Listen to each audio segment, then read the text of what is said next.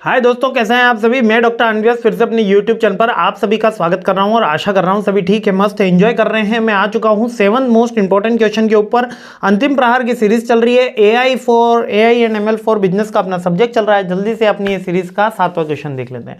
तो सिंपल से पूछ रहा है कि मशीन लर्निंग में कौन कौन से इशू आते हैं, यानी कि हम मशीन को जब ट्रेन कर रहे होते हैं, क्यू लर्निंग करवा रहे होते हैं, उससे डीप क्यू लर्निंग करवा रहे होते हैं, न्यूरल नेटवर्क के थ्रू वो वर्क कर रही होती है, तो कौन कौन से इश्यूज आते हैं और डेटा साइंस और मशीन लर्निंग में क्या डिफरेंस है। दोनों क्वेश्चन अलग अलग आते हैं ना, दोनों क्वेश्चन कभी साथ में ही बहुत कम बार देखे हैं मैंने, लेकिन दोनों क्वेश्चन अलग अलग आते हैं। तो सबसे पहले अपन इशू देख लेते हैं। इशू क्या होता है, ओवरफिट होता है या अंडरफिट होता है। ओवरफिट में क्या होता है कि अपन ने एक ही एल्गोरिदम पे उसको इतना ट्रेन कर लिया कि वो अगली चीज सीखेगा ही नहीं, है ना, वो हो गया ओवरफिटिंग। यानी कि मैंने इतना अच्छा बैट्समैन बना दिया कि बॉलर कर ही नहीं सकता, बॉलिंग कर ही नहीं सकता। यानी कि वो जब एक ही एल्गोरिदम में उसको बार बार चेक कर दी जाती है तो कोई नया काइंड ऑफ इनपुट आता है तो वो एरर बता देता है, तो वो ओवरफिटिंग हो गया।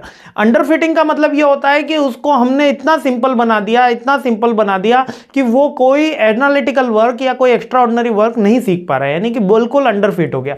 तो अंडरफिट ओवरफिट समझ में आ गया। इसके अलावा डाटा क्वालिटी का इशू होता है, प्राइवेसी का इशू होता है, सिक्योरिटी होता है, बायसनेस तो रहती ही है ना, और इंटरप्रिटेशन भी डिपेंड करता है स्टैटिस्टिकल टूल्स के ऊपर, और लैक ऑफ डाइवर्सिटी, जिस मशीन को जो चीज सिखा दी जाती है वो सिखा दी जाती है, क्रिएटिविटी उसके अंदर होती ही नहीं है।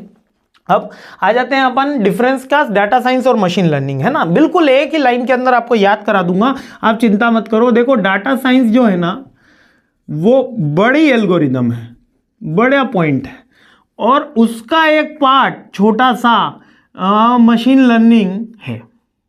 ये बात याद रखना। डाटा साइंस जो है वो ब्रॉडर टर्म है, मशीन लर्निंग है वो नॉट नैरो टर्म है।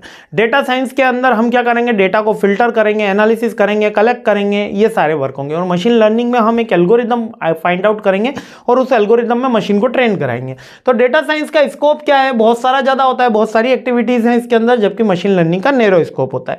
डेटा साइंस का गोल क्या होता है कि हिडन पैटर्न को आइडेंटिफाई करना, एनालिसिस करना, ड्रॉ करना, नॉइजी डेटा को हटाना, वो सारा डेटा साइंस का गोल्स होता है। मशीन लर्निंग का गोल क्या होता है, एल्गोरिदम ही आइडेंटिफाई करना और उससे फ्रूटफुल नॉलेज आउटकम निकालना। मेथड क्या होता है, डेटा साइंस के अंदर वेरियस मेथड यूज करे जाते हैं, स्टैटिस्टिकल टूल्स होते हैं, है ना, प्रिडिक्टिव एनालिसिस होता है, एनोवा टेस्टिंग होता है, क्यू टेस्ट होता है, पी टेस्ट होता है बहुत सारे टेस्ट इसके अंदर, जेड टेस्ट होता है, टी टेस्ट होता है, सारे करे जाते हैं। जबकि मशीन लर्निंग के अंदर अपन कुछ ही मॉडल्स यूज करते हैं, जैसे डीप क्यू लर्निंग हो गया, न्यूरल नेटवर्क का लर्निंग हो गया, है ना, उस मॉडल्स के ऊपर ही ये पूरा का पूरा वर्क कर रहा होता है।